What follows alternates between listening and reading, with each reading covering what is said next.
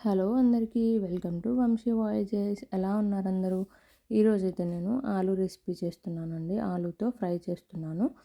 So మాకు ఇక్కడ ఆలూస్ అయితే చాలా టైప్స్ దొరుకుతాయి. వాష్డ్ పొటాటోస్ అని చెప్పేసి, నార్మల్ పొటాటోస్ అని, ఇట్లా వైట్ పొటాటో అని, ఇట్లా మాకు డిఫరెంట్ 2-3 టైప్స్ దొరుకుతుంది.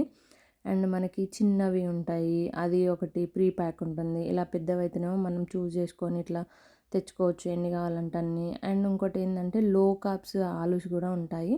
సో ఇవైతే నార్మల్ ఆలూస్ ఏమన్నా నేను తెచ్చుకున్నవైతే. సో వాటినైతే నేను మొత్తం వాటి పొట్టంతా లేకుండా మొత్తం పీల్ చేసి అయితే పెట్టాను.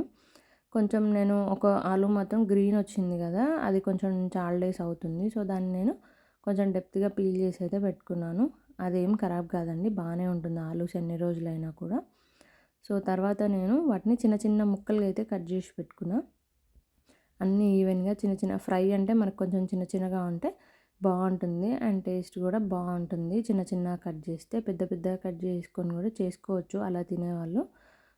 సో నాకైతే చిన్నగా కట్ చేస్తే బాగుంటుందని చెప్పేసి నేనైతే ఎప్పుడు చిన్నగానే కట్ చేసుకుంటాను. అండ్ మనకి నేను చెప్పాను కదా సింపుల్ అండ్ క్విక్గా చేసుకోవచ్చు అని చెప్పేసి. సో ఇలా చిన్నగా కట్ చేస్తే మనకు క్విక్గా కర్రీ అనేది అయిపోతుంది. సో నేను అన్నిటినీ కట్ చేసి పక్కన పెట్టుకున్న తర్వాత కర్రీలోకి కావాల్సిన ఆనియన్ అయితే తీసుకున్నాను. ఆనియన్ని కూడా కొంచెం చిన్న చిన్నగా కట్ చేసి పెట్టుకున్నా. ఆ తర్వాత దీంట్లోకి పచ్చిమిర్చి ఒక 3-4 తీసుకున్నాను. మేము వాడే పచ్చిమిర్చి అయితే చాలా స్పైసీ ఉంటాయి. సో అందుకని నేను ఒక 3 తీసుకున్నాను. అండ్ అలాగే కొత్తిమీర కూడా వాష్ చేసి కట్ చేసి అయితే పెట్టుకున్నాను. ఇప్పుడైతే నేను స్టవ్ మీద ప్యాన్ పెట్టేసి, మనం చేసేది ఫ్రై కదా అండి, కొంచెం ఆయిల్ అయితే ఎక్కువ పడుతుంది, మరీ ఎక్కువ అవసరం లేదు. ఒక స్పూన్ ఎక్కువ వేసుకుంటే సరిపోతుంది.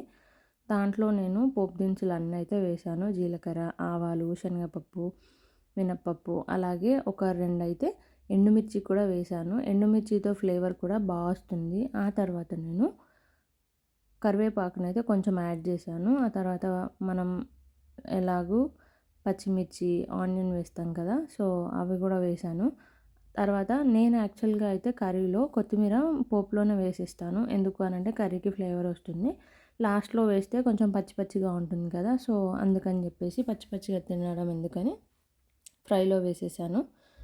ఆ తర్వాత ఆనియన్స్ అండ్ పచ్చిమిర్చి కొంచెం ఫ్రై అయ్యాయి. ఫ్రై అయిన తర్వాత జింజర్ గార్లిక్ పేస్ట్ అయితే నేను యాడ్ చేసిన తర్వాత కొద్దిగా పసుపు కూడా యాడ్ చేసుకున్నాను. ఇప్పుడు ఆ అల్లం వెల్లుల్లి పేస్ట్ కూడా కొంచెం ఆయిల్లో ఫ్రై అయిన తర్వాత మనం ఆనియన్స్ కూడా ఇంకా కొంచెం ఫ్రై అవుతాయి. అల్లం వెల్లుల్లి అండ్ పసుపు అందులో కొంచెం వేగే వరకు. ఆ తర్వాత నేను డైరెక్ట్గా కట్ చేసి పెట్టుకున్న ఆలు ముక్కలను అయితే అన్నిటినీ అందులో వేసేసాను. ఇప్పుడు మన పోపు ఆలూస్ అన్నీ మిక్స్ అయ్యే వరకు బాగా కలిపాను. ఇలా మనం మధ్య మధ్యలో ఊరికే కలుపుతూ ఉండాలి. ఫ్రై కదా అండి, కిందవి అడుగంటుతూ ఉంటాయి, మాడిపోతూ ఉంటాయి, పైన ఏమో అలాగే ఉంటాయి. సో అలా కాకుండా ఉండాలంటే మనం ఎప్పుడు ఎలాంటి ఫ్రై చేసినా, ఏ కర్రీతో ఫ్రై చేసినా కానీ ఇలా మనం మధ్య మధ్యలో ఊరికే కలుపుతూ ఉండాలి. ఫస్ట్ అయితే కొద్దిసేపు మనం లిడ్ అయితే పెట్టేసి వాటిని మంచిగా లోపటి వరకు ఉడకనివ్వాలి. ఆ తర్వాత ఉడికిన తర్వాత ఉప్పు, కారం అండ్ మనకి కావాల్సినంత కారం, నేను ఆల్రెడీ పచ్చిమిర్చి వేసాను కాబట్టి కారం కొద్దిగానే వేసాను. అండ్ సాల్ట్ అయితే మొత్తం స్పైసీనెస్కి తగ్గట్టు అన్నిటికీ సరిపడా వేసాను. అందులోనే ధనియాల పొడి, కొద్దిగా మసాలా పొడి కూడా యాడ్ చేశాను. ఇంకా ఇప్పుడు వీటిని మిక్స్ చేయాలి మంచిగా. అన్నిటికీ ఆ కారం, ఉప్పు అనేది అన్నిటికీ పట్టేలాగా మంచిగా కలుపుకోవాలి. అండ్ ఇది ఫ్రై కదా, మనం ఊరికే మధ్య మధ్యలో కలుపుతూ ఉండాలి. అలా కలుపుతున్నప్పుడే అన్నీ ఈవెన్గా మంచిగా ఆయిల్లో ఫ్రై అవుతాయి. సో అట్లా కలుపుతూ ఉన్నప్పుడు కర్రీ కూడా మంచి ఒక స్మెల్ అయితే వస్తూ ఉంటుంది. చూడండి, ఇలా మధ్య మధ్యలో కలుపుతుండాలి. ఫస్ట్ ఉడికేంత వరకే మనం లిడ్ అయితే పెట్టుకోవాలి. వన్స్ మనకి ఉడికాయి, సగం హాఫ్ వరకు ఉడికాయి అని అన్న తర్వాత కారం, ఉప్పు వేసుకుంటాం కదా, ఆ తర్వాత మనం లిడ్ పెట్టుకోవాల్సిన అవసరం లేదు. ఇలా ముక్కల్ని కొంచెం గట్టెతో ఇట్లా నొక్కి చూస్తే మనకి ఉడికిందా లేదా అనేది అర్థమవుతుంది. సో అట్లా ఉడికినాయి అనుకున్నప్పుడు ఇంకా మనం మూత పెట్టాల్సిన అవసరం లేదు. అందులో ఉన్న వాటర్ కంటెంట్ లాంటివి ఏమైనా ఉంటాయి కదా, అవి కూడా మంచిగా డ్రై అయిపోయి కర్రీ అనేది కొంచెం మెత్తగా మంచిగా ఇట్లా క్రిస్పీగా కూడా వస్తుంది. మనకు చూడడానికి కూడా చూడండి ఎంత బాగుందో ఆలూ కర్రీ. సో ఇంత ఈజీగా చేసుకోవచ్చు ఆలూ కర్రీని. బాగుంది కదా, సబ్స్క్రైబ్ చేయండి.